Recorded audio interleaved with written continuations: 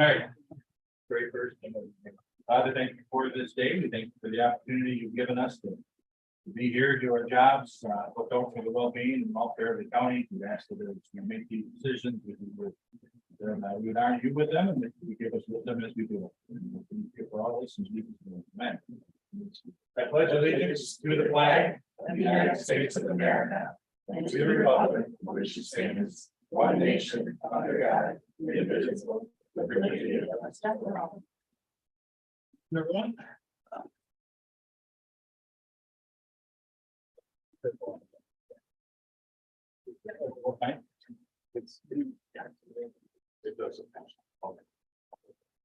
All right. Roll call, if you're ready. Pat, Here. Johnson, Here. Drummond, here. Reggie is excused today. Small. All those that are here. We believe Adam would be here along maybe an hour. So that's what we're hoping for. Almost. All right. Approve the minutes from the July. Well, it says July 5th regular meeting. I can amend that.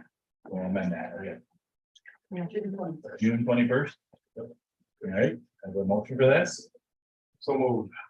Second. Anybody? Second. By Dave. Any discussion? All those in favor say aye. Aye. Opposed? Carries. Public comment, 3 minutes per person. Identify yourself and your township, city, village, wherever you're going. Any public comment? Anyone? Hi. Yes. I'm Nathaniel Bornstein. My wife and I live in Greenbush. We lived there for 35 years in a property that her great grandfather, Mandelson bought over 100 years ago and worked for generations as a sand and gravel quarry. He, like the Pilgrims, was a refugee to this country fleeing religious persecution. Like the Pilgrims, he was actually fleeing from a Christian country. Because in America, freedom has become a Christian value. But traditionally, it wasn't always the case. There's been a lot of variants of Christianity. And the Spanish Inquisition thought they were Christians too. My and Trina's ancestors came here from a Christian country to a largely Christian country, because in this Christian country, the Christians had decided to treat everyone as equal. And that was a miracle for people like my great grandparents. And I'm all for telling the story of the Pilgrims, which by the way is told in almost every school anyway. But if you're going to pass a law, that you have to tell that piece of the American story, and you choose to leave out the other pieces of the American story, our grandparents, the Native Americans who were here long before any of our religions, the Africans who were brought here as slaves. If you pass a law saying we have to just teach one of those and privilege it over all the others, that might be, to some ways of thinking, a Christian thing to do, but it's about the most un-American thing I can imagine. Yep. No. Public comment on the Zoom, anyone? All right, I hear none. Okay, public comment, did you? Should I? Okay. Oh, yeah. Yeah. Too late. Good. My name is Trina Bornstein. I've lived in Greenbush for 35 years. And have the same very similar background to what he just said. My question about the resolution that you passed last month is that this is the curriculum is set by the state, and it is not a local issue. And it seems to me to be a waste of resources to try to bolster something that comes from Lansing instead of coming from the local government. And I feel that the Alcona County Commissioners, there's a lot to concentrate on in our local unit, and that's where our efforts are best put. Thank you. Thank you.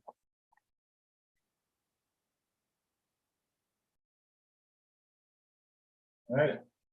One more. Oh, I'm sorry. Yes. Hi, Margie, Sarah Haynes Township. Having heard what the Bornsteins have said, I I'd like to kind of echo that. I don't really know why we, or you as the Board of Commissioners, are taking the time and energy to focus on the House Bill 4672. We're already teaching in school the reason why Americans came here. And it was to not be persecuted by the Christians in Europe, to come here and be able to have a religion of their own. And we have a lot of different religions in Alcona County. So to support that bill is kind of a quandary I'm in, because I just don't understand why we did that. We have so many other things to focus on. And I know I've talked about this before, but how about our internet? You know, where is that going? When are we going to have that? And then I know that we also have this septic thing that's happening, and we want to know more about that. And what are we going to do about that? These are real life things that are affecting the people in Alcona County. So I'm sorry that our county commissioner, you, all of you, voted for this religious freedom thing, or whatever it is, a school freedom, because it's already being taught. Maybe we forget. In fifth grade is a long time ago, but it is thoroughly covered in fifth grade in all public schools. Thank you. One more? Oh, of course. Fine. Patty Thomas, Yep. Harrisville Township. I'm here representing my mother and my grandfather, who were Native Americans. My grandfather was brought from Montana to work, to go to school in Kentucky, and then he moved to Flint, Michigan to work in the AC Delco plant. My mother told stories of how relatives from Montana wished to come to Flint to get real jobs. Papa said they can come, but they better not wear their buckskin, because then we will be run out of the city of Flint. I understand that much of my Native American culture and heritage has been killed, assassinated. The people that were given the smallpox blankets, my grandfather and my aunt both had tuberculosis. They were exposed to tuberculosis at a stage in their life when they had no immunity, and they succumbed. My grandfather mostly to the drugs that they gave him. But to me, this country is based on diversity and acceptance. We certainly have a lot to be thinking about in terms of what has happened to people in the past. I hope that we are not about to start on a Christian crusade to wipe out every other religion and every other culture, because like it or not, we are a multicultural community. Okay. Anyone else? All right, hearing none, thanks for your comment. Presentation, so Kent and Casey, can you hear us? Yep, we can hear you. Kent, are you good? Kurt, your little introduction here. This is Kent Rubenstein and Casey, oh, what was your last name? Smith. So they work for SMA, the environmental company that was doing the environmental investigation at the 220 and 222 parcel in Lincoln, where the Veterans Building was going to go. They come up with a preliminary study, and I've asked them both to go over the findings. I emailed all of you so you would have it, and we do have it with us here. So if you guys want to just start right in and explain what you did and how you got it, and we'll go from there. Yeah, Craig, do you want me to share? Can I share my screen and show you the diagrams? Yeah, go for it. Nope, it's not allowing me to. I think if John had told me that who's running it upstairs? I'm running it. Oh, you're so you gotta let them share. I thought, yeah, he said it was Brooke, but allow participants to.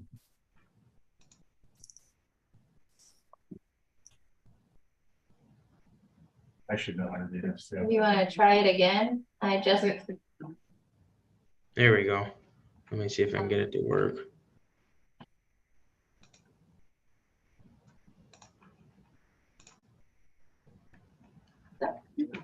Can everybody see that? Now, thank you. All right. So we went up and performed some soil borings. This black box here is the area of the proposed building. We had a soil boring in there. We also collected some soil gas from this area, as that's something we typically do now for, any building. Hold on, Kent, your cursor didn't go over, so that everybody knows here, you were up in the, yeah. Yeah. You're not on what we're on. Okay. So for everybody here, that dotted line, yes, that's the proposed building site. So your cursor's not hitting where you think it is. Okay. So yeah, that's the proposed building area. I'm gonna go down to our soil sample results on the next figure here. Everything in black is showing pretty much where we had some indication that there was stuff in the soil. The red on this SB 103. So we had lead and zinc, which are metals that were above part 201 criteria. And my understanding is that area is going to be parking lot. So it's not a big issue as far as contamination goes on that standpoint. And all the rest of them were below. So nothing really needs to be done in that aspect. This is showing where we collected groundwater samples from. We did have some hits of PFOA and metals. And I believe, Craig, that Eagle has spoken with you about deep drilling a well. You are able to get a permit. And if you do so, the double casing through the shallow aquifer into a deeper aquifer for your groundwater, need to be done. So again, not pretty good results, honestly, for what was here in the area. And this is just showing the results of our soil gas results. We did have one hit, but other than that, everything else came back pretty clean. So for you guys, if you decide to move forward, we will put a BEA together. And that way you guys have pretty much, you'll have this information documented with the state saying that you guys did not create any of this contamination. It was here before. The other thing that we can put together is a plan to comply with due care.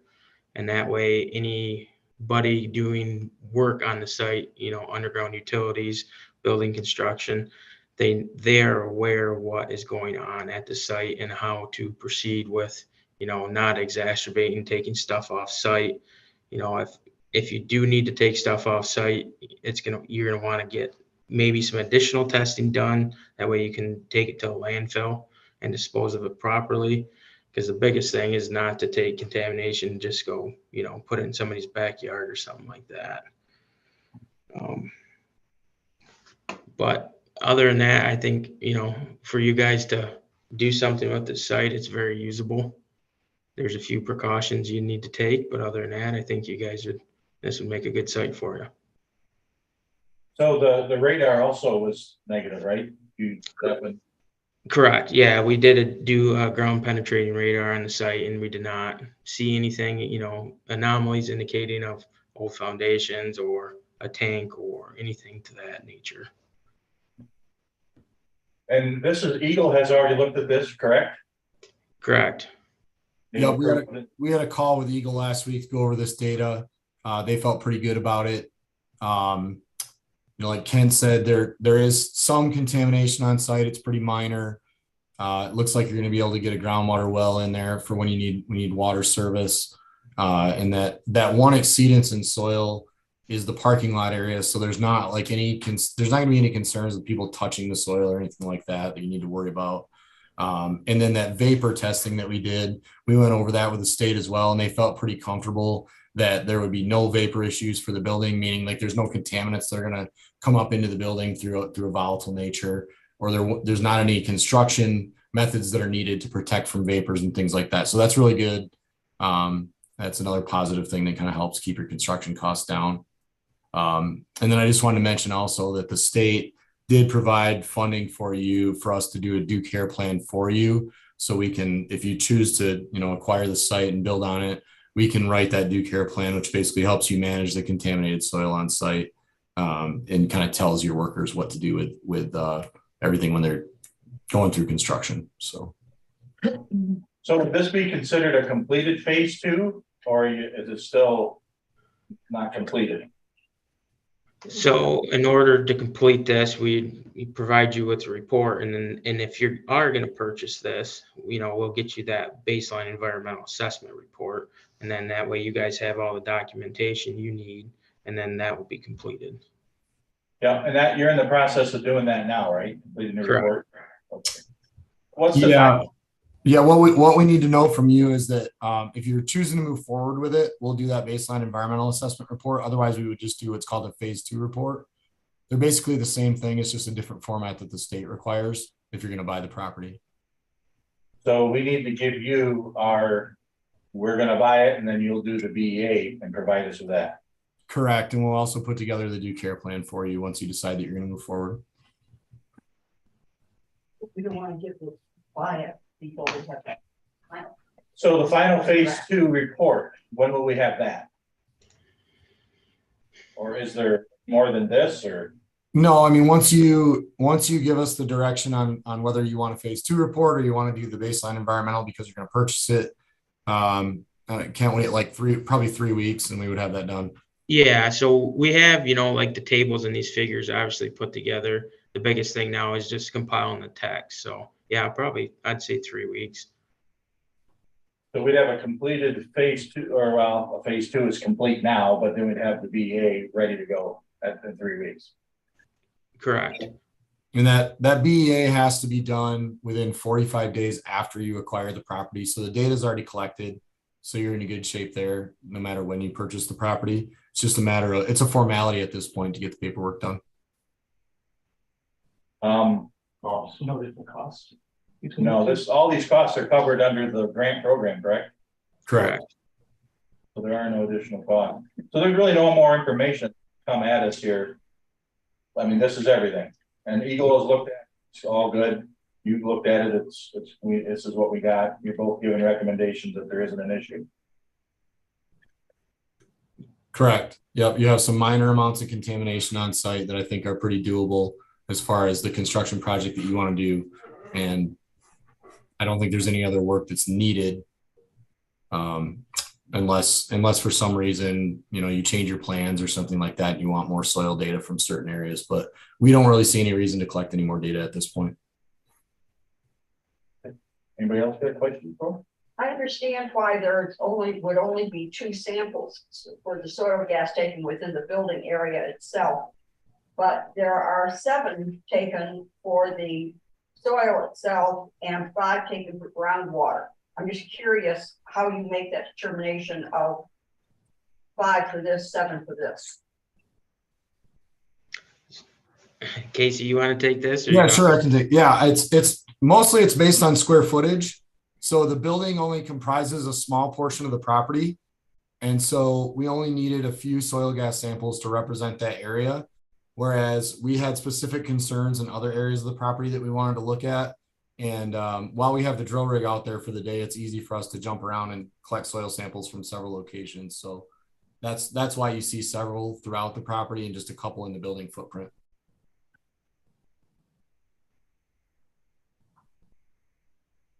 And, just to give you another level of comfort, I guess, both Eagle and the US EPA reviewed these sampling plans before we went out there and implemented this work. So we are all on the same page with the regulatory agencies.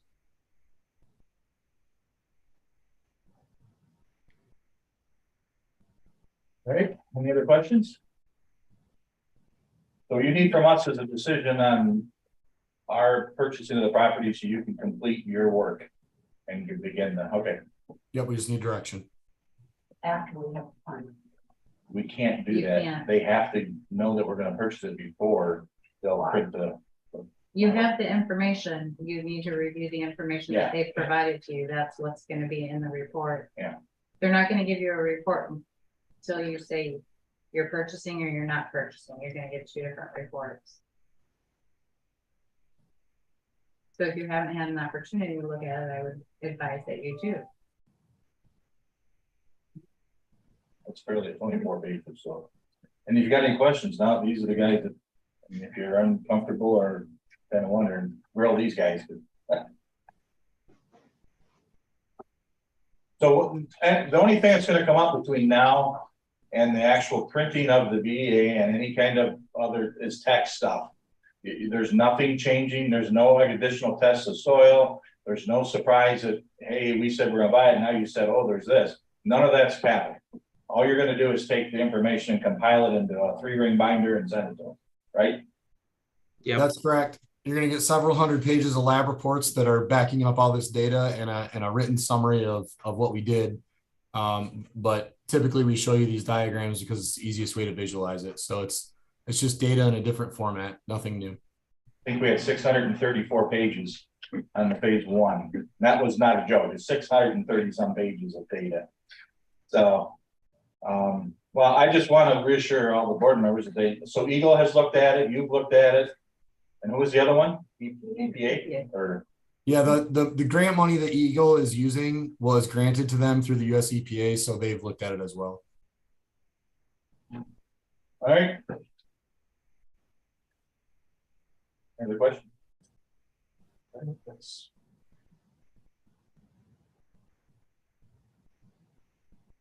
All right, guys, I appreciate it. Go to the beach. Thanks. Weather's beating us. All right. Thank you. Thanks for your time. Thank you for your time. Bye. Okay. Right, before we move on, we need to add acceptance of the audit to unfinished business. Okay.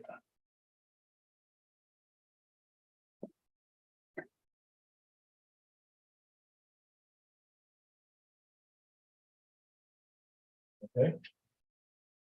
But when we're here, any other additions to the agenda? Anybody have anything they would like to add?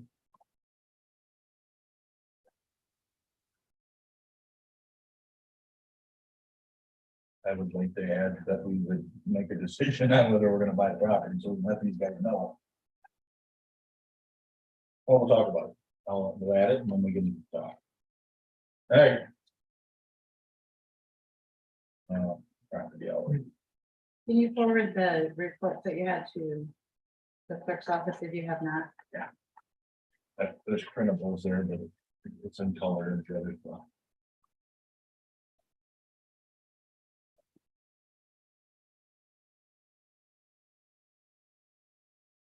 Okay.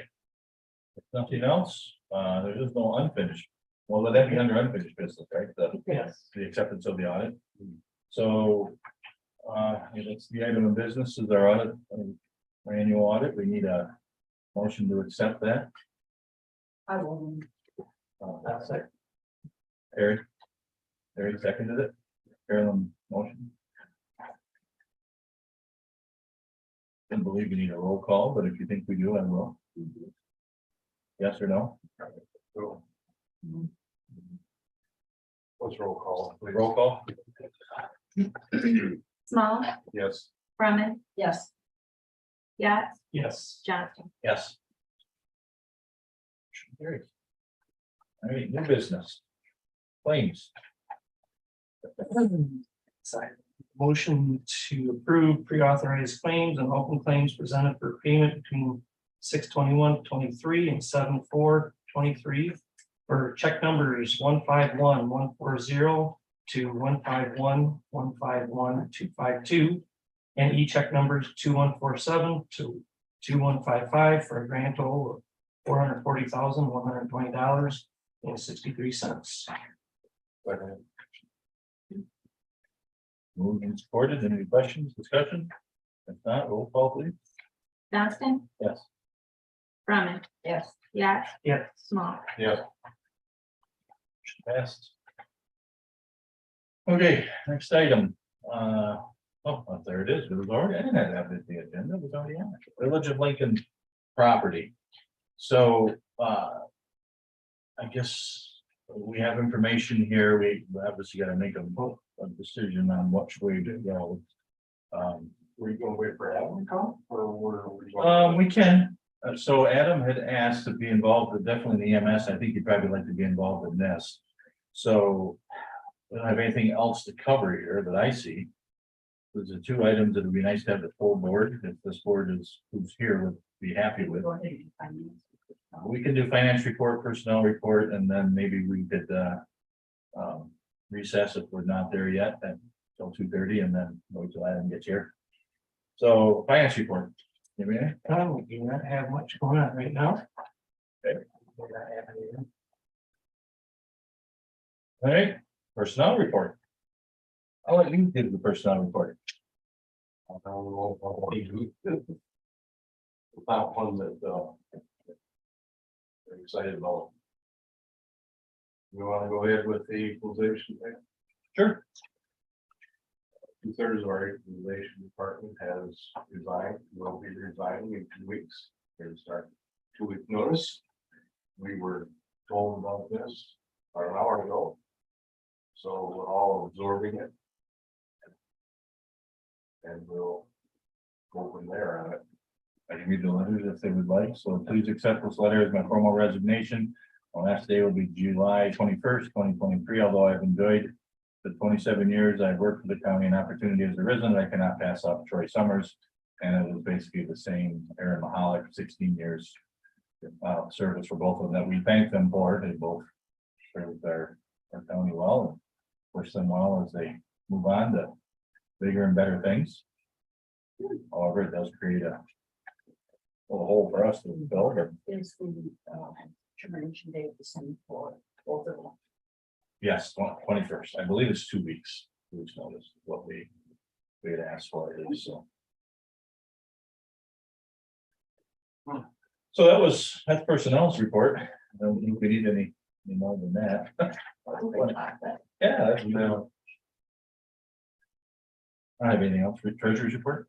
All the townships, with the exception of one, has turned in all their information to us. Bill should be out in the mail. You should be getting your happy mail. We got it. From your township treasurers.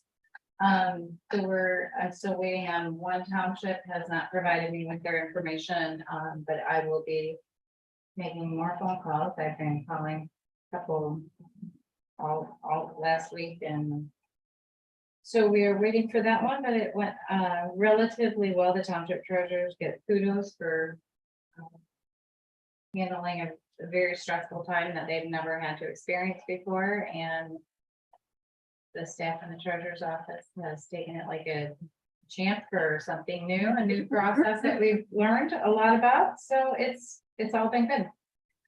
So we'll be moving forward from there, and I'll give you updates if necessary. Other than that, we have our catalog. It should be ready and online with the tax auctions. There have been 3 properties from the original that were pulled that will not be going to sale. We still have 11 that are out there. And there are a few things we have to do with the getting those properties ready, but other than that, tax payment. A lot of new dogs in the area. There's just been kind of routine every day that we've been going on with the holiday. It's been a little crazy. So that's all I have. Does anyone have any questions? So, I don't know if we've ever talked about this. Are the funds used, the funds collected for licenses of dogs and animals? What are those, can that be utilized for our animal control officer or not? That is being utilized as a offset to what we give to the Humane Society, is what I was told. We have increased license fees. It was probably 3 years ago. We readjusted the license fees. We did a comparison of the other 83 counties that handle licenses and felt that this was an appropriate increase. We can review that again. We do have some options. We will be having to find a new company, because the company we got our dog licenses from is no longer selling them. The tags, not a big deal. We'll find somebody out there that wants to. But the funding can be used for, The funding is to cover the expense of the licensing and, if that would be a productive use of that money, that's in the general fund, it goes straight to the general fund itself. so we got more people to license their dogs. We have. Sure, as long as you get those supervisors to go out and count the dogs and tell me how many I need to order, I'm We more got- than happy to This do is that. funny, this should be bad for the conversation. Yes, we How have. many licenses do you think you've sold? How many? You I said. was not prepared for this, so. Yeah, but yeah, I guess, just a Information. They don't even have my phone because they're listening It's like a upstairs, couple. they'd be telling me. couple hundred, right, or maybe 500? Oh, my neighborhood. Yeah, in the whole county, there's only a few hundred dogs. When we had that. Amazing. The rest are ghost dogs. Rest are, yeah, goes. Yeah. All right, thank you. First report? Steph and I met with 44 North just last week. They came and talked about some preparations for renewal for health insurance. So we gave them some information to get those numbers started as soon as possible. We're also working with the local clerks to begin preparing for the upcoming election. And we are getting ready to send out the second notices for jury questioning. And that's it. 500 dogs, in case you wondered. 500 dogs. Approximately 500 dogs in Elko County. Those who vacation here, right? Yeah, that's probably, they don't have homestead here, that's what it is. Yeah. Maybe you could do that, you could cross reference how many dogs that are here. If you have a dog and you have homestead exemption, but your dog isn't licensed here, you can't get homestead exemption. Wow, That'd be encouraging to get people to license their dogs. sure, let me take some time to do that. As soon as I get that list from the supervisors, on Yeah, how many okay. dogs are in their neighborhood, Yeah, yeah. I'd love to. I'm pretty sure we'd get a resolution in no time, wouldn't we, Derek? We'd get a resolution from you in no time about that. You didn't hear us, then, Mike? Just about the dog. Yeah. Okay. Problems dealing with people's rights. All right, clerk's report, you're all set. Committee reports. And no township. As part of Dental personnel, we're going to be meeting with the union next week to negotiate, and I attended the Michigan Works meeting the other day. They came in good shape. A lot of new programs to learn about. That's all I got. Dave, you have anything? Yeah, I had a district health meeting last week where it just, like, they're looking for a new finance director. And they are actually putting together a resolution to oppose the septic tank legislation. As it is. They had some examples of why it would work. The way it is, they just pretty much have said they're trying to build a plane while they fly it. That was pretty much it. Library, How many, they have a figure of how many more people they have to perform the inspection they're estimating 13 employees. They'd have to hire in just 4 counties. in 4 counties. But yeah, that's why they're putting together a resolution to oppose it, sure. And they're the ones that are gonna enforce it and run it.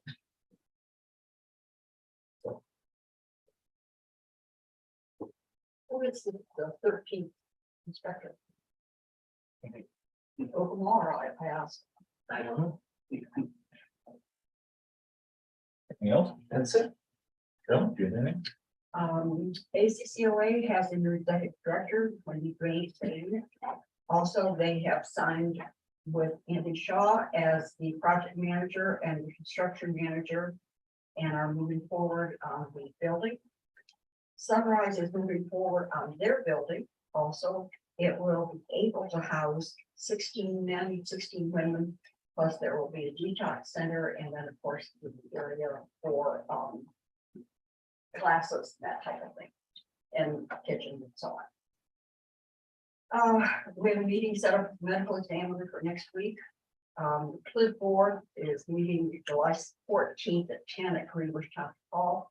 Opioid committee met and Les Thomas is going to be joining them. Don't know about his attendance per se, but anyway, thanks to Patty. She made him aware and we invited him to guest of the budget. And when you think about it, since he's going to be working with kids, it's really right up his alley. Plus, less kids, they all love, meld together there. Also, on July 7th at 7 at the fairgrounds is an opportunity to meet the new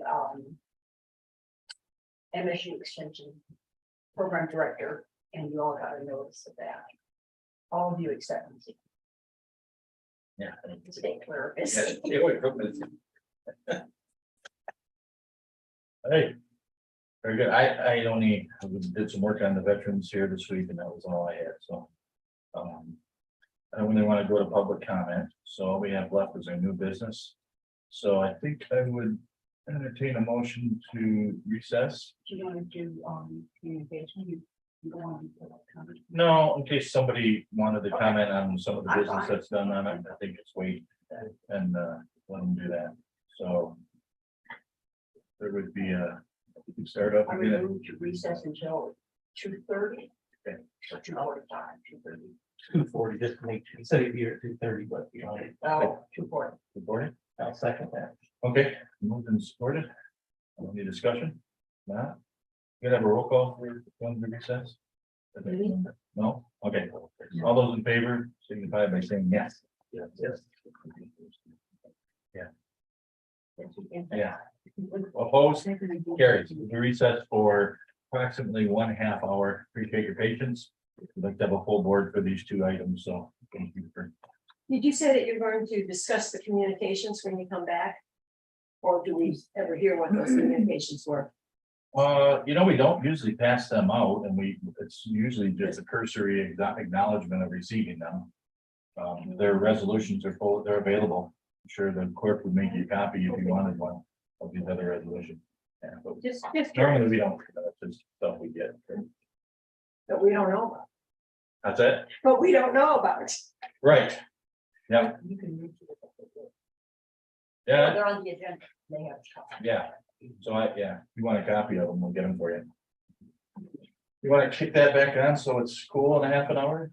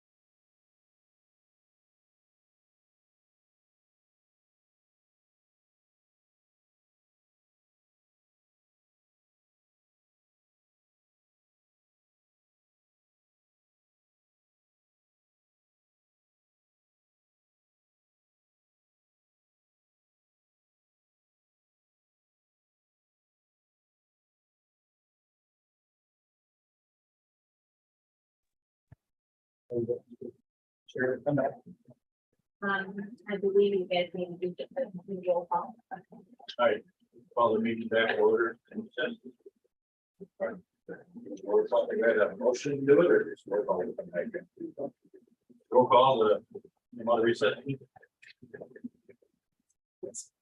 Brumman, Yes, here. yes, Here. Small, Here. Reggie, Here. Johnson. Here. And Turner. Oh, county script. Yeah. Here. All right, Mr. Chair, you got the chair. Thank you. Appreciate everyone's patience. Thank you to Craig for stepping in. I had a last minute thing that I couldn't get out of, but appreciate everybody along the delay so we could so I could be part of everything here today. I assume we left off at the SME presentation.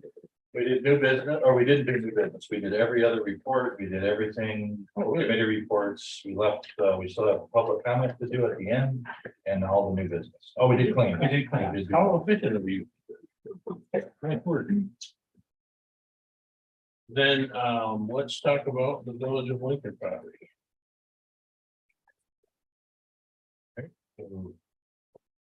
Kind of a veterans thing, so I guess I'm the liaison. That's you. So we had a presentation. Everybody saw what we had. I know there's still a few questions, but in order to get the project rolling, we have to give SME an affirmative that we wish to purchase the property.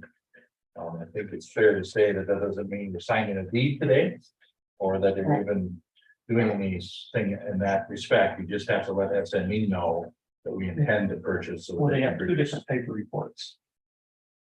Yeah, they'll have to finish phase two, which you guys all saw the phase one we did, remember that? And that was all the data and all the critical stuff and everything. And then they'll Yeah. produce the BA, which is the baseline assessment, they'll have that.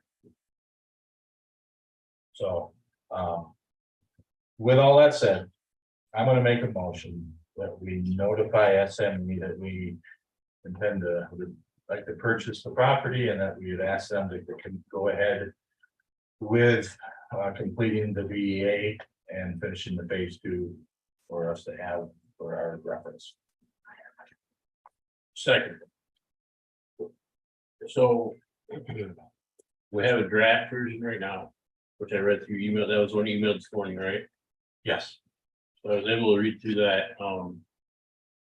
And the second phase is more information No, to that, or just a finalization of that draft? Right, this draft is basically the phase two. So what they'll do in the phase two is they take all that information on each one of the things and you get reams of paper describing each chemical and all the different. If you remember when we went, if you thumb through that phase two, when you had insomnia, it had all the different, you know, it was just multiple on each point that they tested. So I think it's just all their data. That's how they're gonna, I mean, this was the most, this is the stuff that mattered. And remember that they did say Eagle has looked at this, they met with Eagle last week.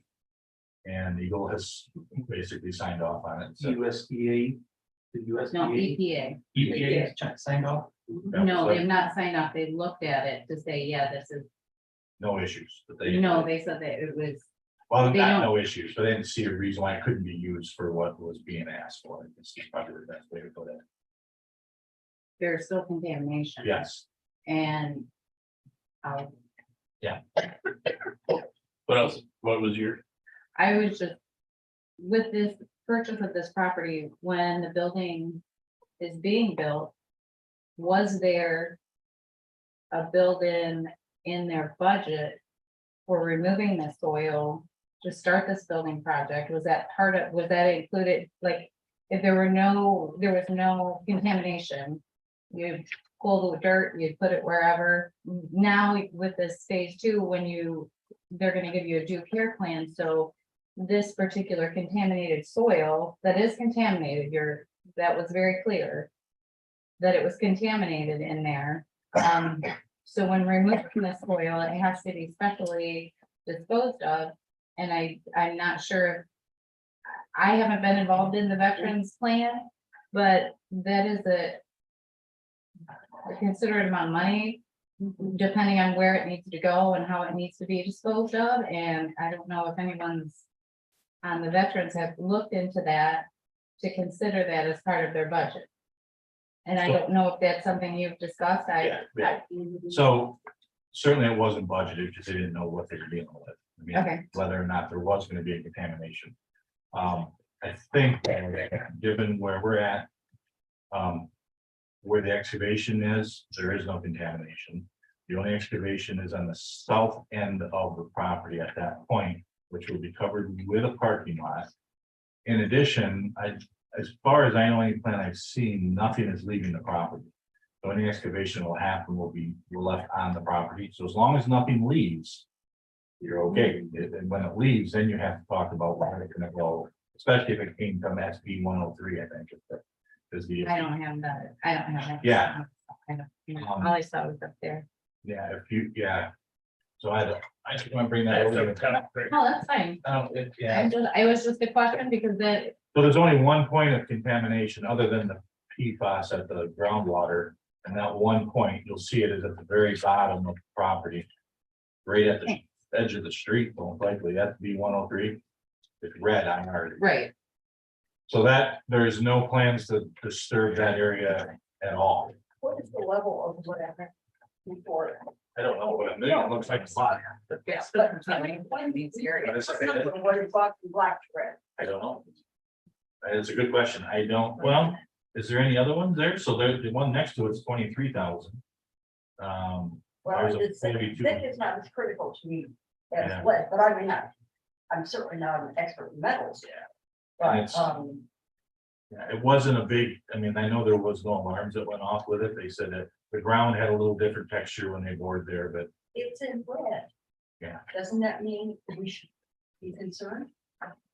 well, if you were gonna disturb it, we're not gonna disturb it. To put a parking lot, it doesn't, you don't have to move any earth. We're gonna cover it over top. And be limestone on the pavement.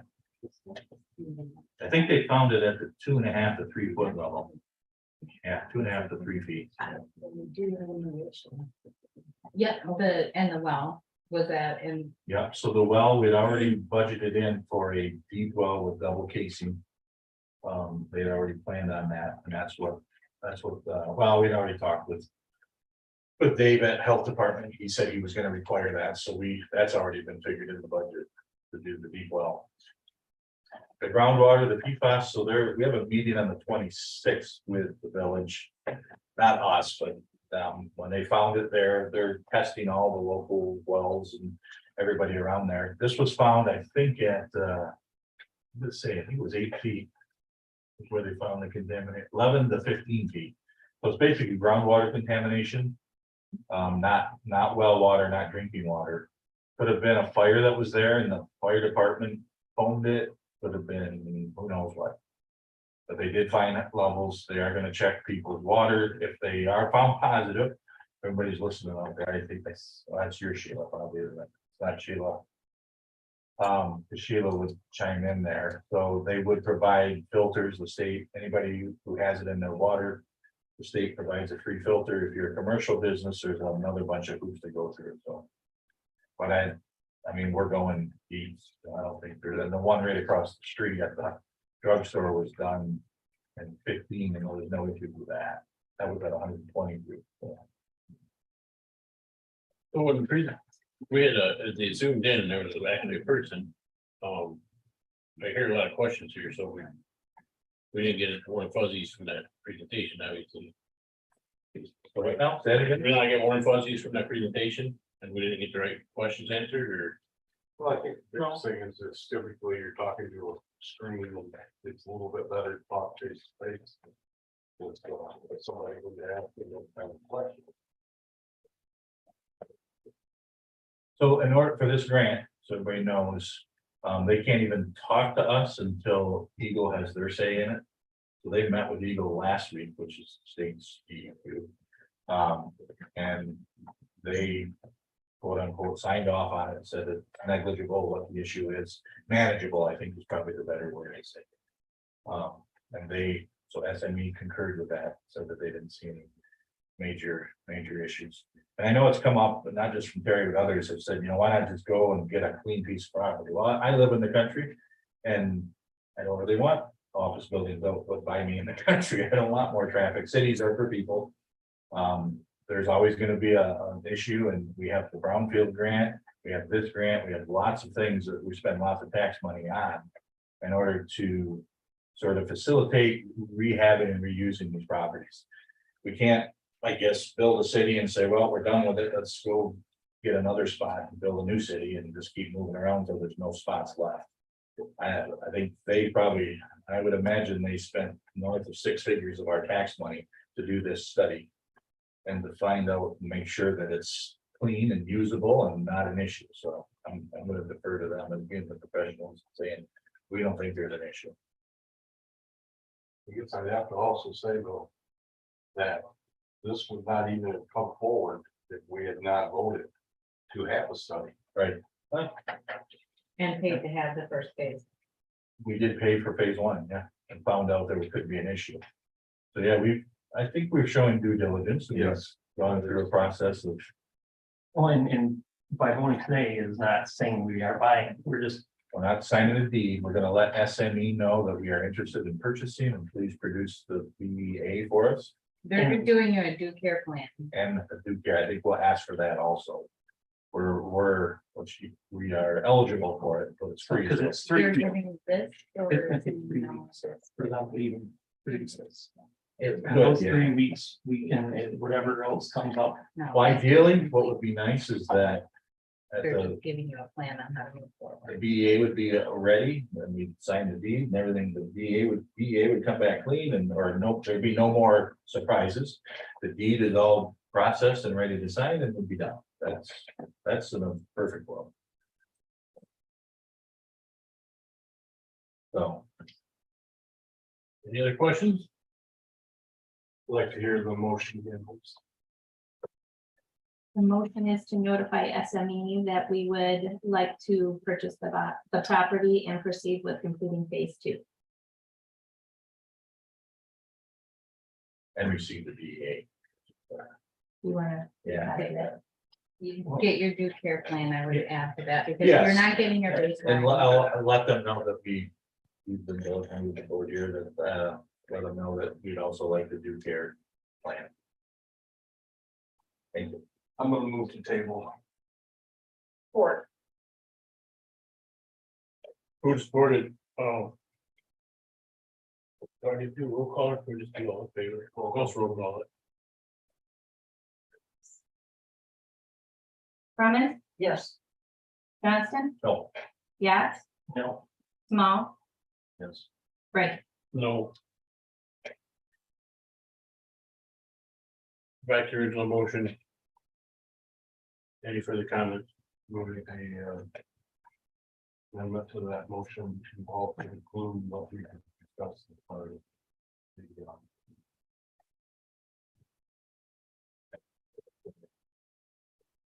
due diligence that we were putting in there. We were talking about. What did you call it? so you want me to rephrase the motion that upon, That you could, or we can. so I can add to that if you, I can come up with some language that says. I make a motion that after much due diligence by the board, we've asked SME to. Like that. I think no matter how you try to make it sound pretty, people are gonna, it's not gonna save you from. Judgment. I mean, I know we've done due diligence. we have discussion on tape. What It's he all meant here. was so- just to include the due care plan in the motion. Oh, Is that which what we you meant, did. Terry? Sounds like it, but you're just amending the motion, right? If you're comfortable with it, I'm fine. And if your second is comfortable with it. Yeah, it's just, yeah, I think that's like the motion. it's all in the package anyway, so. Just staying it again. I think we're being as careful as we can, so. Ready for a vote? Okay, there's no further discussion then, we'll do roll call. Yax, yes. Small, Yes. Johnston. Yes. Brumman, no, Brady. Yes. Motion carries.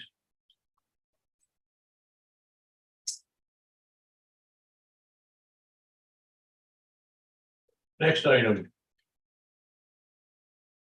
So. I'm gonna start this with.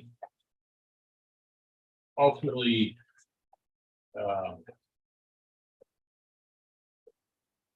have to first find out if the board has any appetite to even proceed with something like this.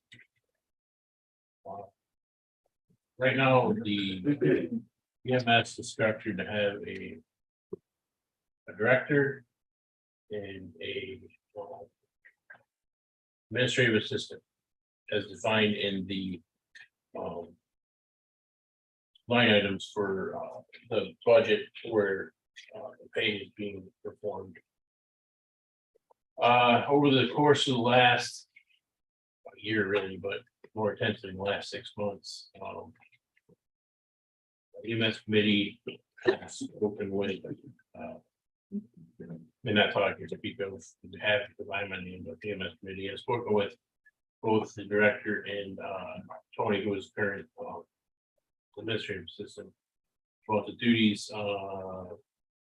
that they're performing, and most especially would be the Tony's job, where it requires a lot of extra hours, after hours attention in order to maintain and schedule, make sure both of our barns are full of people and our trucks are running. Number two is if our director is ever on vacation or God forbid something happens, catastrophic, we need somebody that is able to have the authority to go ahead and sign any documents and you know, act as the director while in the absence of that person or the actual director. So that being said,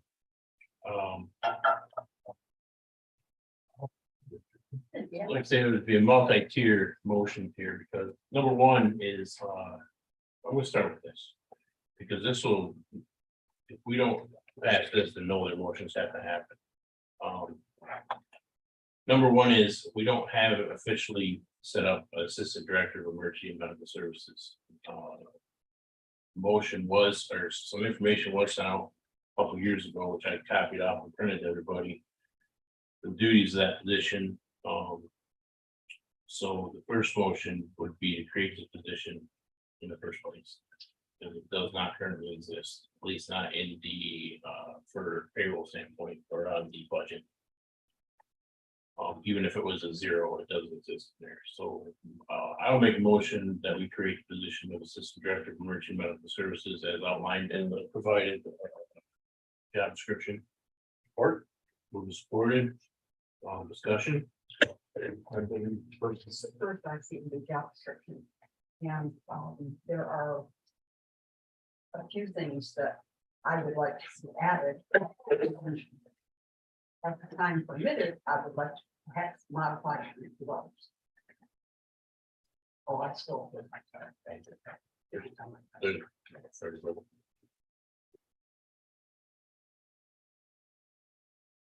What, Go ahead. what is this, I mean, what are we increasing here? I mean, Okay, so here's the deal. From a wage standpoint, if we create this position, the next motion coming up would be that we would structure pay scale based on the same system that the sheriff currently uses, where the sheriff is $3,000 more than the highest paid sergeant. And I hope I'm saying this right, and 1,500, and the deputy sheriff. Under sheriff, my bad, sorry, is 1,500 more than the highest paid sergeant. And the reason why the structure is necessary, because in the last year when the EMS contracts were negotiated, the highest paid EMT, paramedic, right now is making considerably more than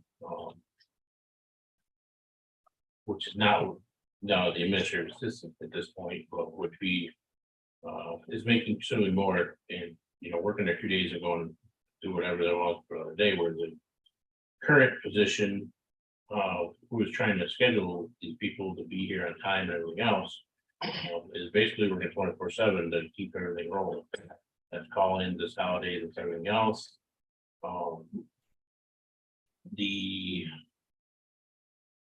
So anyway, Is that because of the overtime or I think even with the base. just the base? Yeah. Because a lot of deputies make more.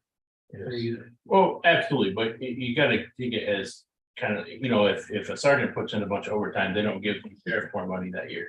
Well, that's what I So it's just a system to ensure that, I think if you are considered management, you should get compensated more than,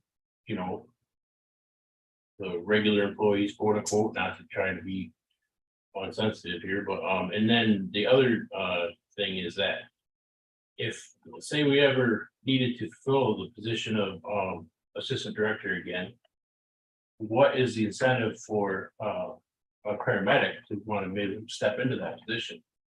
You know what I mean? Right. Nobody wants that. I mean, they might want to just have their, switch to I'm just saying. Without a little more incentive, the added responsibility is not, wouldn't be attractive to anybody. I believe our recommendation from personnel is to pass this. I'm being correct in that? Do I understand the base, you're taking the base pay plus $3,000 for the director and then 1,500 less for the administrative assistant?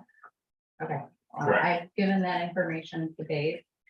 The base rates from 22 for all the employees after a review. And they are, the different rates are, the base rate to the highest base rate was approximately $42,000 for the emergency responders, depending on what their, Paramedic or EMT. I don't have that information, but the highest page is on the very first page, Well, it's the third page. Is where you want them. depending on which one. So there was the.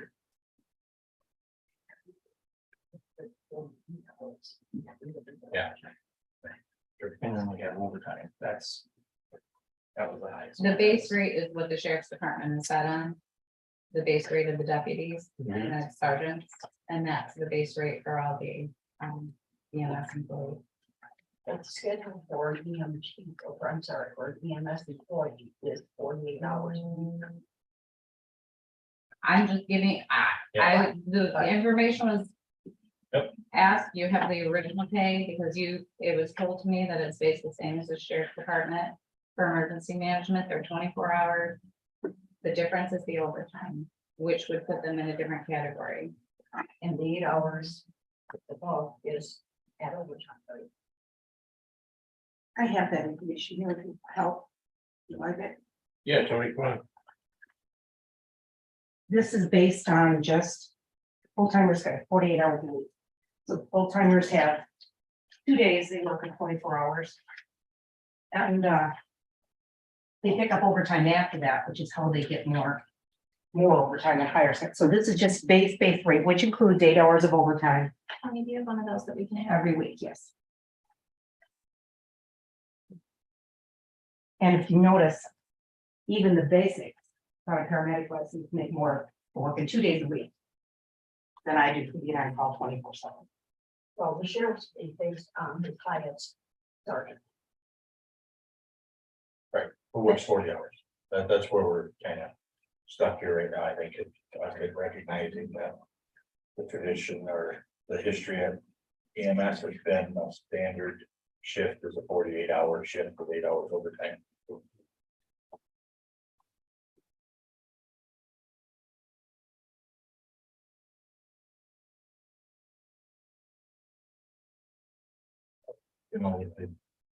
The head of this, the last go around, when I was involved in the union, I don't like that automatic 8 hours overtime, but they weren't willing to give it up. Well, that's the schedule. Yeah, That's what that's the allows way it to get- that's the way it works out. So I guess, it's just point that if going forward, if we base it off that, If it were to ever change and you went to 8s or something, or 12s instead of 24s, then you'd have to address that.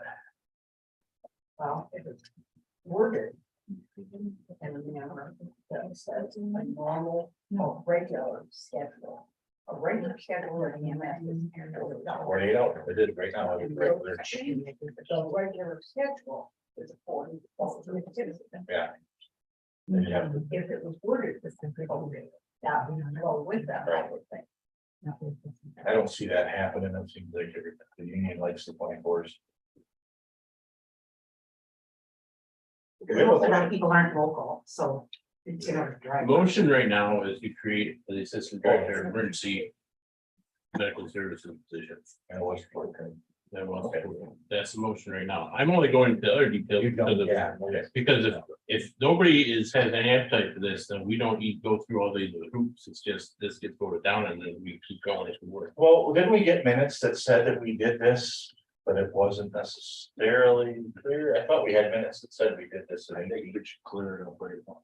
And we can do it again if we want, but I think we have already created the position. Well, we may have, but there's nothing in the budget for it. There is, We just call it administrator instead of director. you have an administrative assistant in the budget. Right. Well, we're changing that. It'll be a director now, who would be an assistant director. Yeah. Instead of, So this is a new position. Correct. It's the only way to logically go about this, because you can't go and modify something that already exists. well, I think it matches what was done by the board, and it probably matches the responsibilities of the position, which would be director. Means they are gonna sign papers, they're not just an office staff, they actually would fill in for the director if necessary. That's what this position should be doing. I think that's what we intended on it doing. So this would kind of clean that up and make it official. I think it was official, it did it, we just didn't. You ready to vote, Chairman? Oh, yeah. Oh, sorry. I would like to, I can't support the assistant director of emergency medical services job description as it stands.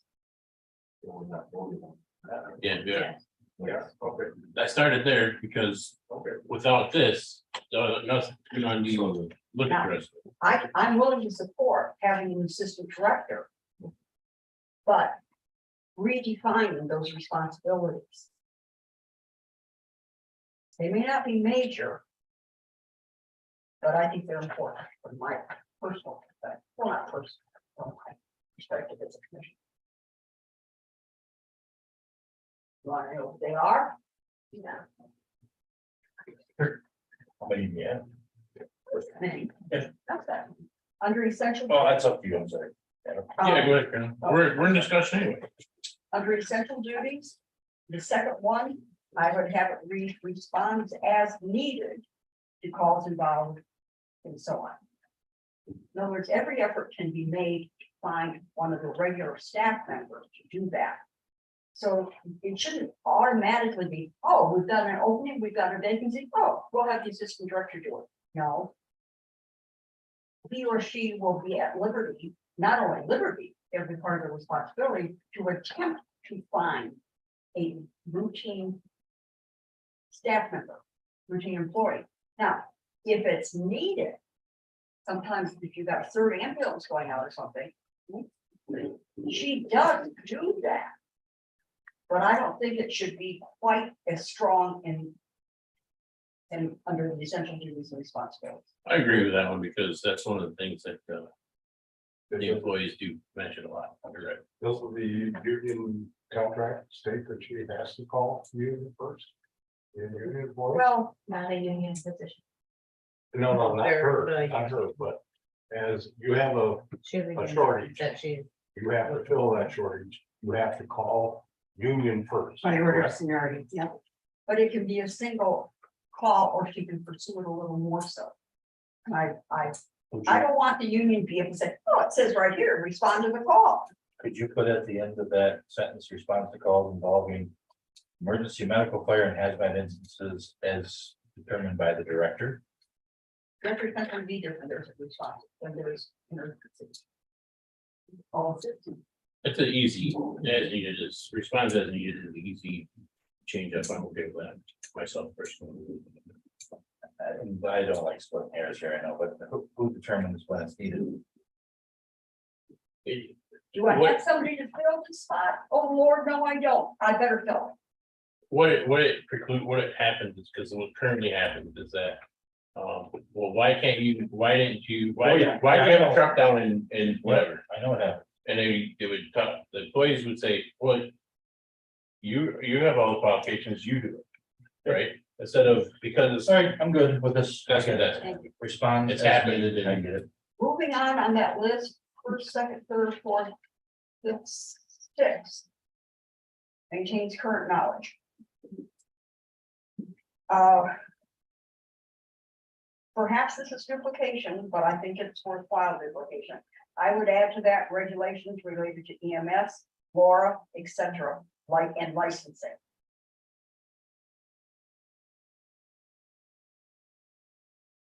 so federal, state laws, rules, regulations related to EMS. And also, Laura, licensing. There's a whole bevy of things that they have to cover. And I think that brings into it the fact that it is more extensive than just EMS rules and regulations. Moving on down, three more. wait, Oh, I'm sorry. LARA. Yep. What else? And license. Licensing. Okay, go on. Moving three more down, the one that indicates maintain certification. Yep.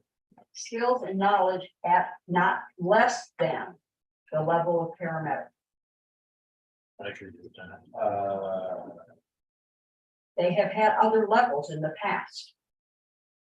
Sure you want to make a paramedic? How about? Pardon? Oh, definitely could be paramedic. You want to do?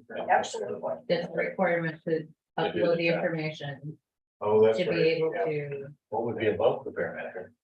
There was one between EMS and paramedic, and every so often there's talk at the state level, not at our level. But if that were to revolve, then At least, okay. I'll be behind that. what I would like to add is capable of handling all executive director's responsibilities when needed and appropriate. Everything that he does, the assistant director needs to be able to do efficiently. Maybe not quite as fast, maybe not quite as, Ability to fulfill. the capability of handling all executive director's responsibilities when needed and appropriate. She has to be able to, has to be able to do everything. Otherwise, they're not worth, Right, it's not worth doing if they Yeah. can't step directly in. exactly. I mean, bills, I'm sure he does the scheduling, but payroll, all of those kinds of things, he needs to be able to do. He needs to be able, all right, he's on a family emergency right now. She doesn't have a choice. But I think it needs to be a job description. Moving over to qualifications and requirements. I would like to add random drug testing.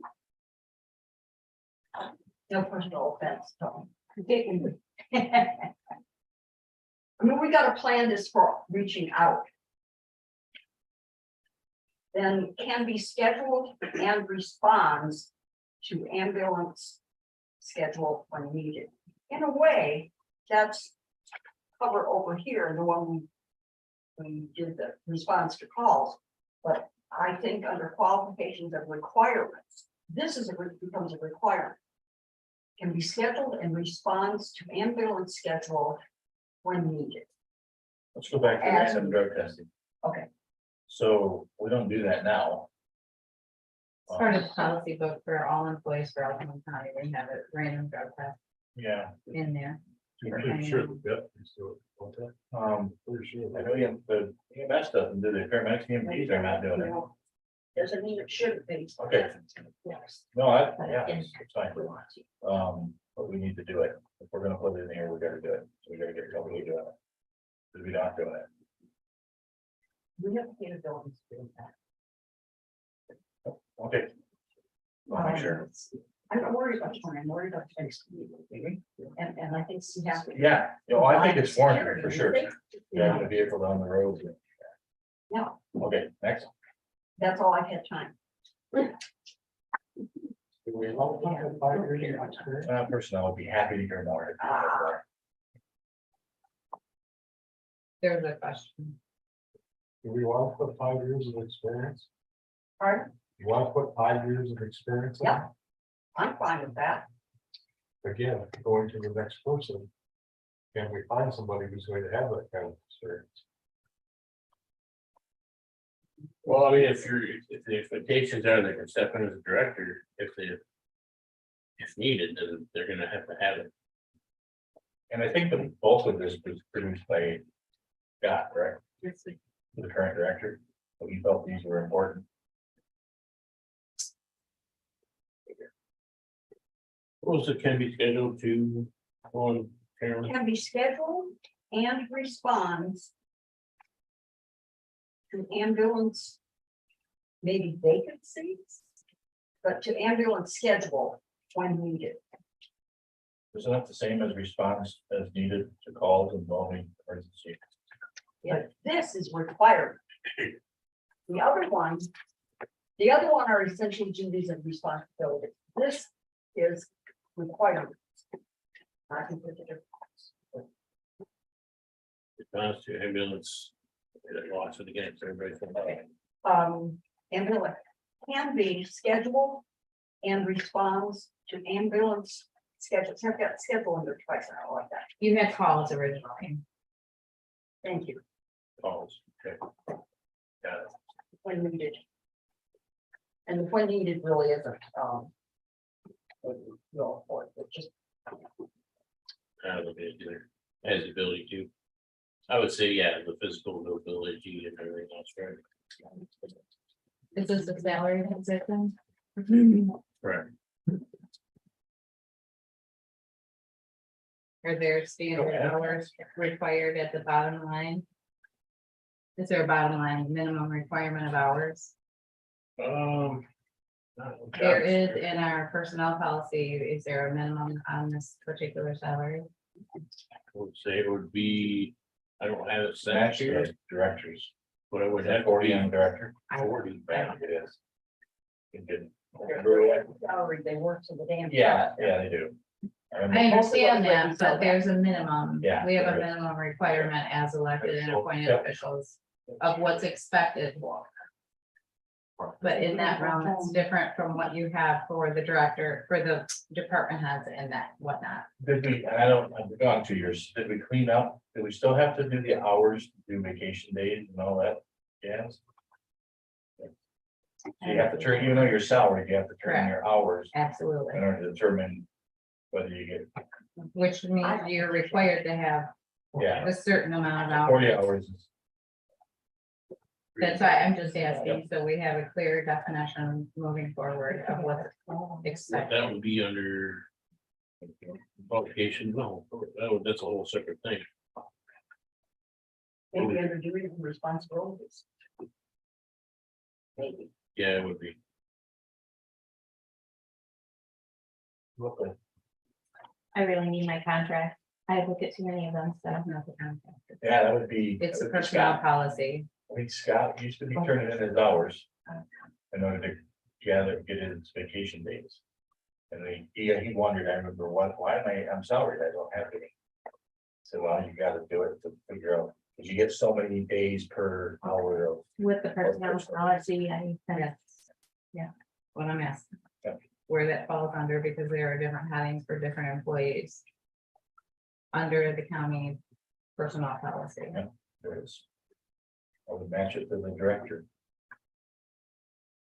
Who is considered a department head.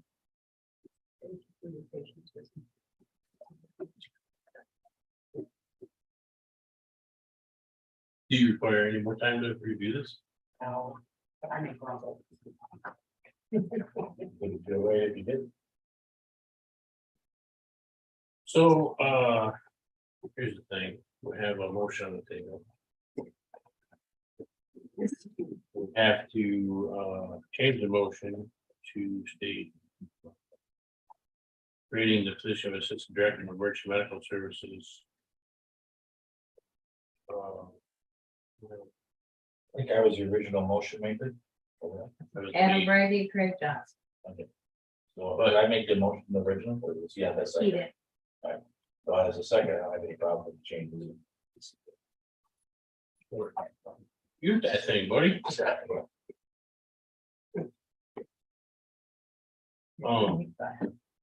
Yeah, Just push volume down. Text. Well, it's just whatever, so we all agree upon this terminology we just came up with, so I just have to present this to the clerk's office. So we're voting to, that's what I mean, so we'll vote on what we just talked about. I don't have to change the motion. No. Okay, very good. Is there any other comments, questions, concerns? Okay, roll call, Reggie, yes. Small, yes, Brumman, Yes. Johnston. yes. Yes. Okay, with that being said. The next motion. Would be to structure the pay. I want to go into discussion and I want to. Get myself in here. I want to have a discussion about pay structure in comparison to the, let's just do it. Make a motion to do what you want to do. And then Like like the sheriffs, or what are you? make a motion, I'll make a motion, I'll do it. Yeah, I'll make a motion to, set the pay of the Assistant Director of EMS at $1,500 less than the Director.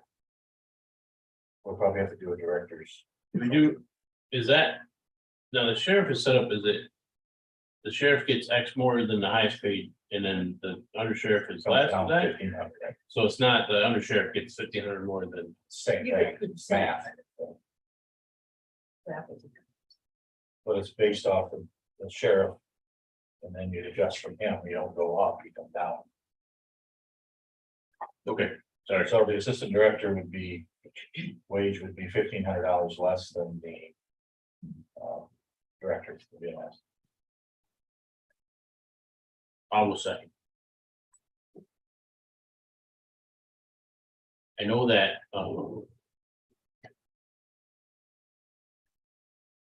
I know that there's some controversies around this. But the fact of the matter is. Emergency Sheriff's Department / emergency medical services and everything. You know, all the jobs at the county airport, obviously, but you know, when a taxpayer is gonna walk in the door, the first thing they're gonna want is cops and medics. Yes, every other job is important. All these things are required by the state. We do have to get them done, but you know, if I gotta answer to somebody from the public coming in and say, why are we having a truck run? What's going on? You know, why can't, you know, why can't we hold on to police? What's happening with us? You know, it's. So. It's not what we've done in the past. I understand. I also understand that, you know. It's gonna involve, you know. A considerable change in pay rate for this particular position, this person, but. Like I said, the more I lay in bed and dreamed about it. Is that, you know, at the end of the day. My constituents want, they want cops and they want medics, so. Or legal job, we need to fight that. Right. But you also have to, I don't think we legally have the right EMS. A jail and a sheriff. Well, we could get in a whole discussion of But that's- what we, yeah. let's not Please, let's not. If I would add, if I could, indulge me to add also, so it's, Discussion times. yeah, it does mirror Sheriff's Department. This position, Assistant Director, would assume the position of Director and manage all aspects of that job. The same as the under sheriff would step into the sheriff's job if they are qualified, they have all the same stuff. So, you know, there's great similarities in what each position can do. So in order, and personnel looked at it and to be consistent and to come up with a fair way to compensate those who are in the position of leadership, whether director or sheriff or under sheriff or assistant director, decided we would want to keep them both the same, which is the 1,500 and 3,000. We want to at some time in the future negotiate these positions away from union contracts, we could, but at this point, that's what we're doing.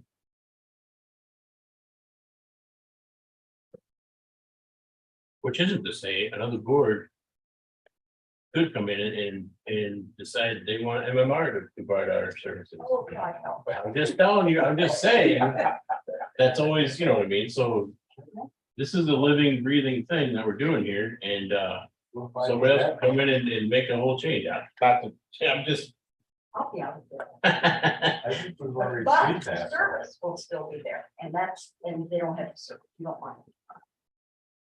I wasn't suggesting that, I was just saying Yeah, the possibilities just a thought. are always out there to do something different. Not just having two people resign and trying to go do that. To the higher equalization department. In what regard? Well, from the standpoint of somebody. Department could be replaced by contract. Oh, sure, yeah, and I only brought it up, I don't know why I brought it up. honestly, but I was really going to say, we're just trying to say that, you know, we could sit here and make a decision today, but somebody else should unseat this. There's benefit in having someone who can step in and do this job and provide us EMS to the county without, with no gap. Yeah, without a panic. So I think, remember that value, the value to it. And with this, we have it.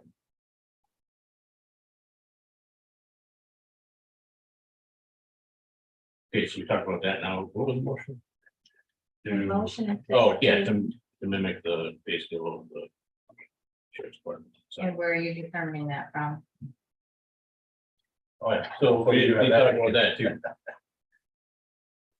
So was yours on 40 hours? So Charlie, you said figured on 40, or what did you, or you went right by the budget?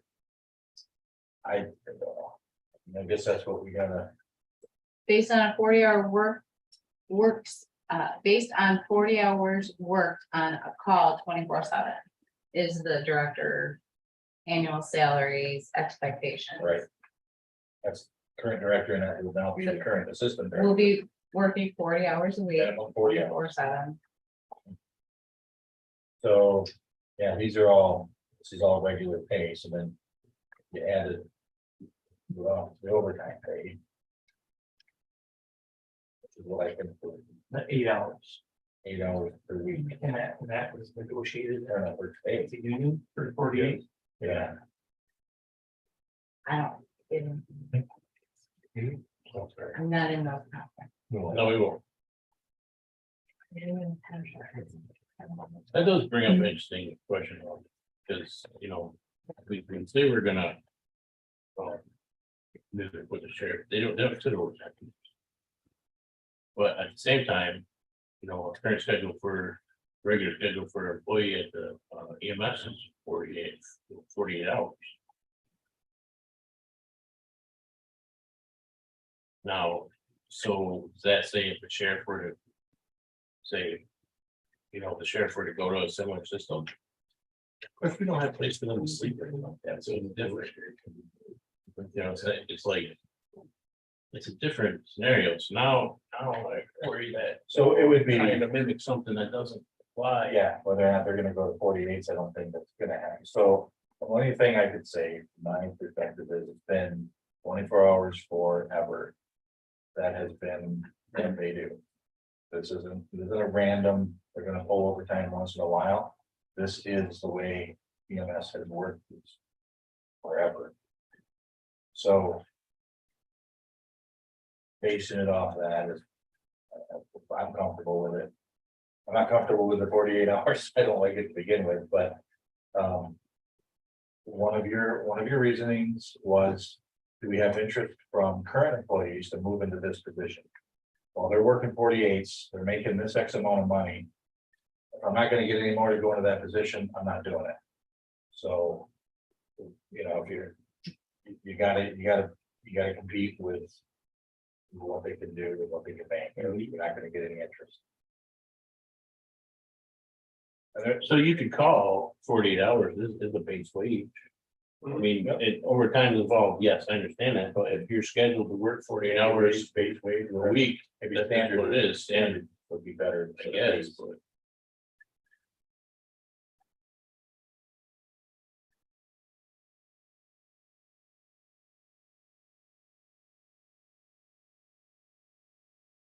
I'll get back to the official book. So.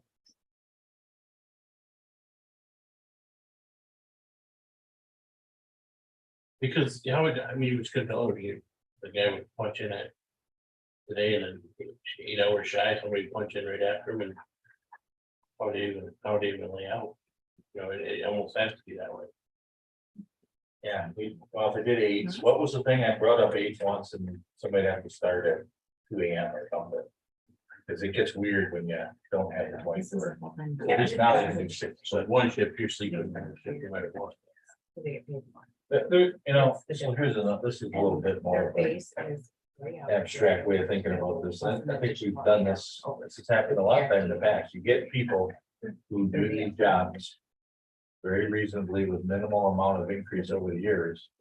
And then all of a sudden, they need to go and you're getting shocked. But we get shocked when we try to hire the new person.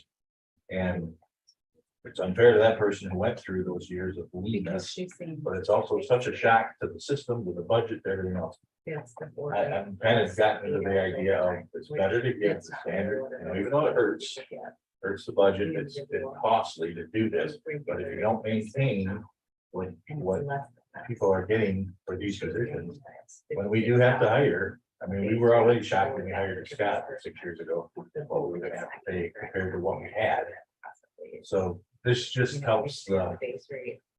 I don't know if that makes sense. I mean, instead of getting the big, when Tony leaves and we try to hire a new director, it's gonna be, okay, yeah, we're in the ballpark already. We're ready to go.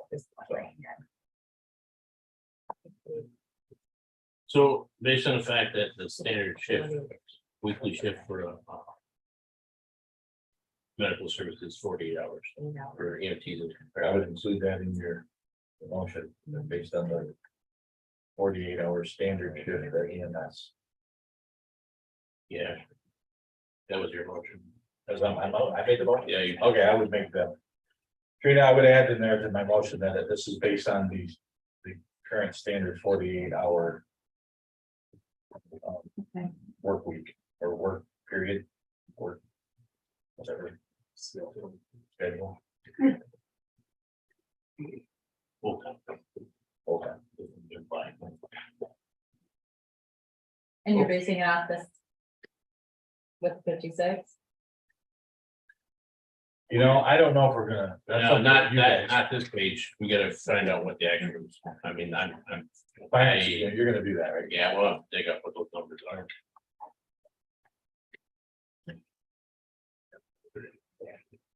I'm not just gonna assume looking right. I'm not trying to say anybody's not doing their back right, but I'm just not gonna assume we have to figure it out. Okay. Any other discussion? Roll call. Brumman, Yes. Johnson, Yes. Small, Yes. Reggie, Yes. yes. Yes.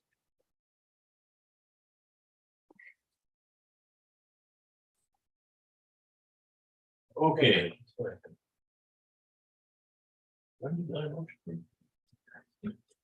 I think at the same time, we should do the director. So I would make that motion that we set the director's pay at 3,000 above. Whatever the one you're gonna come up with here. Above the standard 40. Right, and when you determine the highest paid paramedic, the director's position would be 3,000 above that. If you're building hers. Normal, 48-hour normal wage, normal, yeah. Because some of them receive $89,000. But that's a lot of overtime. So my motion will be the same as the assistant director, just be director. The director would receive, 3,000 instead of 50. 3,000 above the highest regularly scheduled paramedic wage. And she took the other hand. I didn't come up with that. I wasn't. Oh. And immediately, but they can be down. Well, we had figure out big period. What's the first pay period in August? Rita?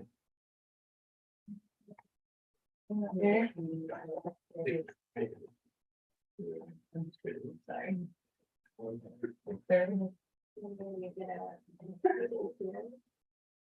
It's gonna be the August 3rd? No. The 10th. August 10th. Okay. I would have meant, any motions I made, or whether they make it. I don't know, and then that's two officials on it. I meant to say that. Well, if we set the director to the 10th, and then automatically Okay. applies to the. Yep. Okay. Maybe we could just do a motion, so the fees change in the back of the head of the phone. Definitely. I better do that.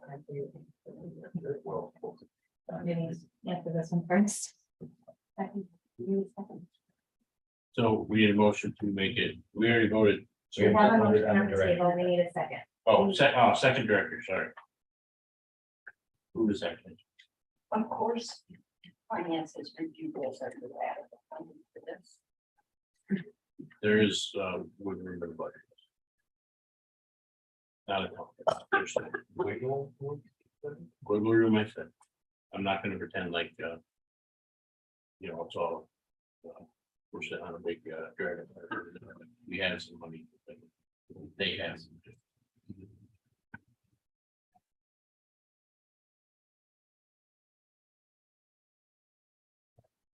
Some. Standard is. Yeah, we'll have to get with clerk. There, whoever wants to put their data together, share with the clerk. Based on a 48-hour from the highest earning currently of the paramedics. Based on 48 hours. They're passing the buck. I was moved and said, no shares remains. I would strongly recommend that be based on $1 cents. Only just based on the fact that they have the knowledge, for all of this. I can go in there and find out what the wage is. Well, that's all we need to do, right? Just go in there and see what the wage is. Well, All the way then up. you want benefit calculation. Right, so that stuff I can't do for sure. So. ready to vote? Yeah, let's do it. Roll call. Small, Yes. yeah, Yes. Brumman, Yes. Johnson. Yes. Brady. Yes. Then I'll make a motion that changes go into effect for the first pay period in August, starting in August 10th. Who seconded? Yep. Oh. Any more comments? A roll call again, please. Brady, Yes. Brumman, Yes. Johnson, Yes. yeah, Yes. Small. Yes. This is all very difficult to figure out. But I just, like I said, at the end of the day.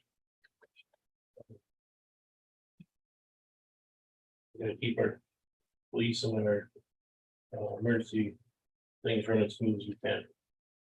So. I don't think there's anything else with this topic.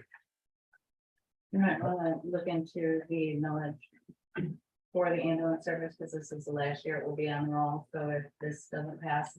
Or you don't present it to up for election next year, that you will we will be short, very short of funding and will not be able to cover the expenses that you have.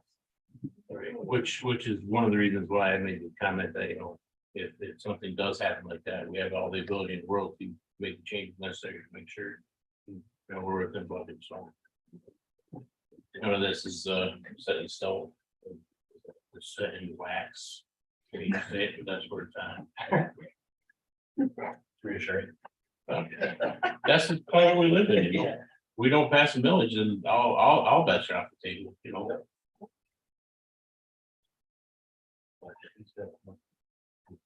That's right. When they all decide they don't want me here anymore. It is what it is, so. What else didn't we cover in the regular meeting? That's it. You guys hit all the, Public comment. Public comment. let's do the last public comment, and I have a commissioner additional comment. Everybody else stick around. Anybody here for, Gary? No, this is my turn. Gary Benoit, Mitchell Township. Michigan Constitution states that religion, morality, and knowledge being necessary to good government and the happiness of man. Schools and the means of education shall forever be encouraged.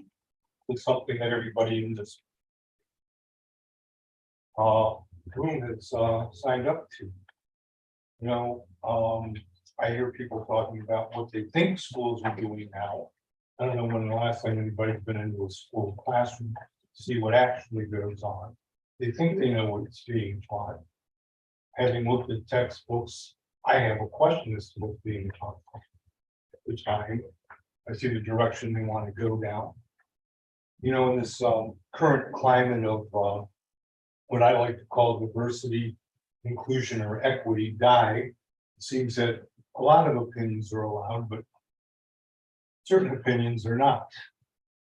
I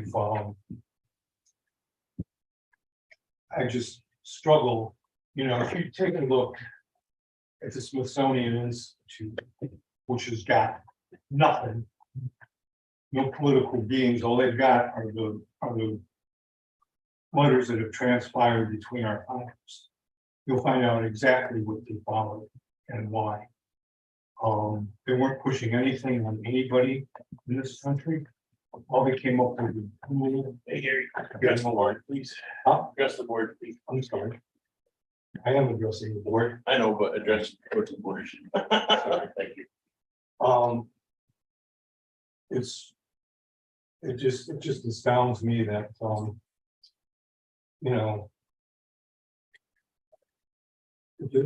I struggle. And, when it comes to this platform, I would really prefer that Lansing would stay out of education.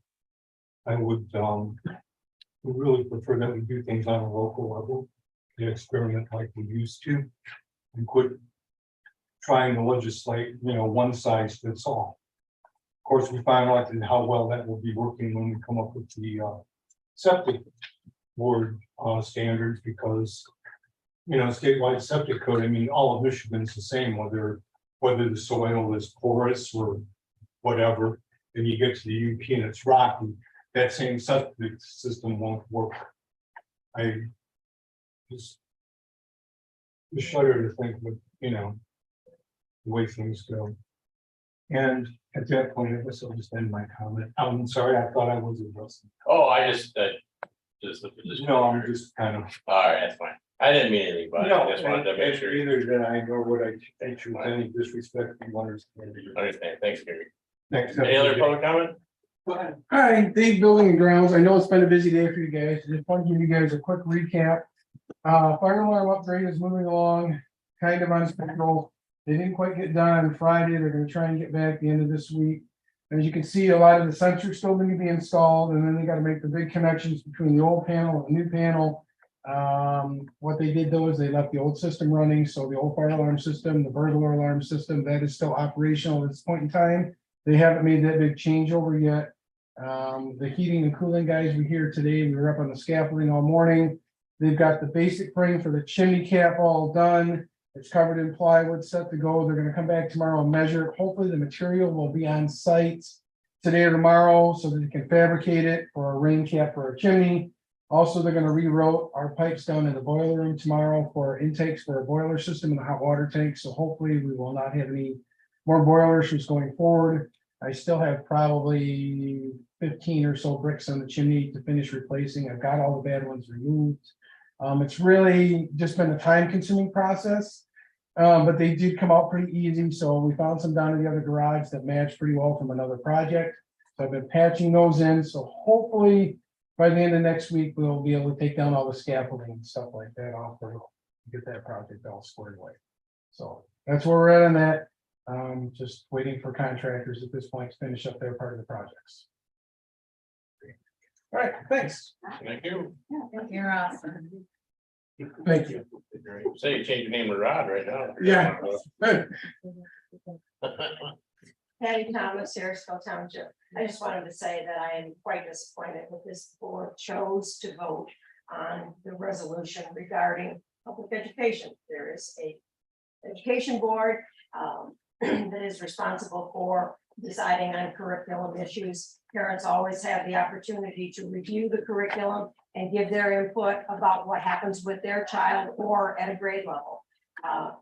Unless you're planning to spend some of your clearly short period of time deciding what's happening going on in the school, I think it's verging into wasted time for you to do something like curriculum recommendations, resolutions, and I'm also a little concerned about why we have 2/3 of the equalization board leaving. If that's because they're overworked and underpaid, and we do know that the sheriff's department is experiencing that sort of situation.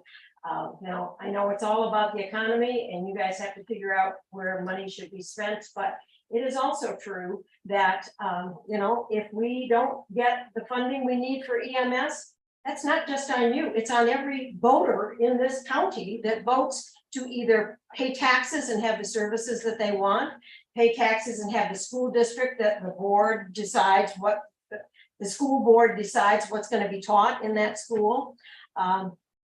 Stay in your lane and do the things that you are mandated by the government and the people that you're serving with their tax dollars. I would appreciate that. Thank you. Everybody else? Yes, sir. Good afternoon. Jeff Munderman.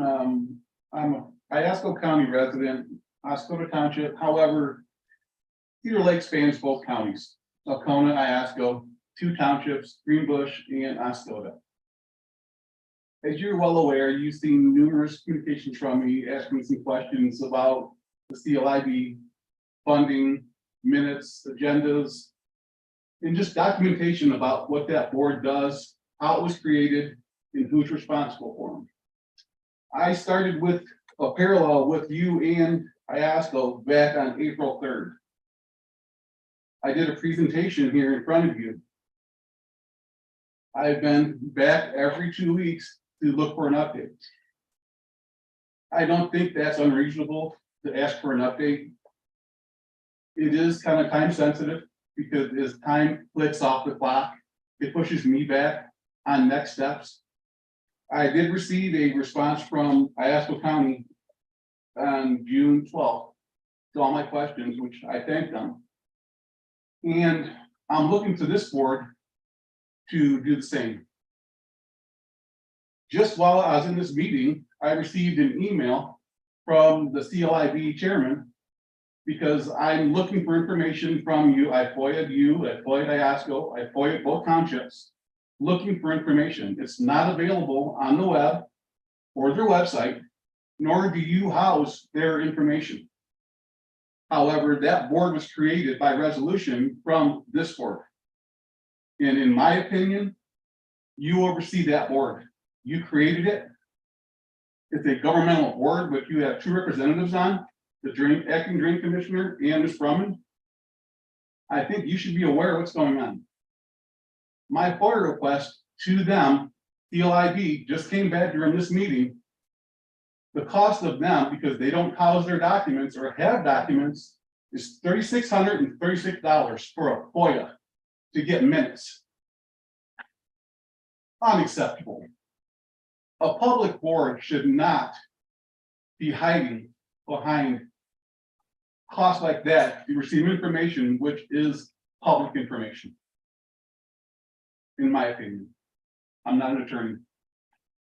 But I believe we've gone along this route for a long period of time.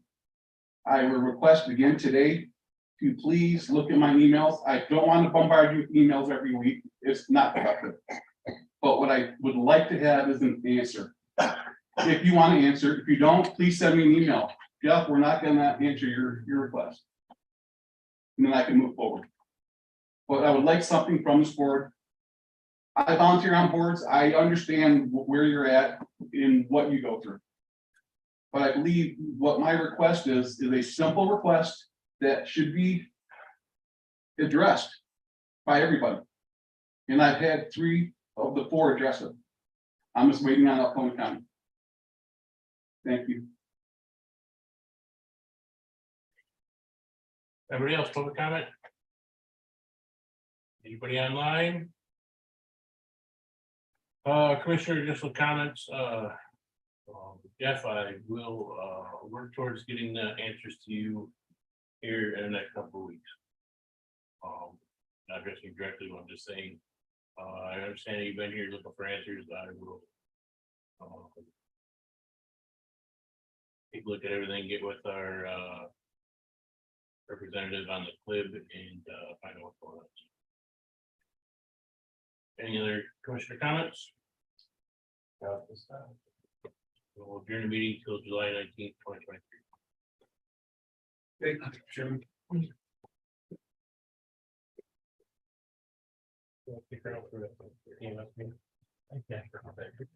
We have any others? Yeah, I'll do one. Yeah. Yeah, man. But she's here.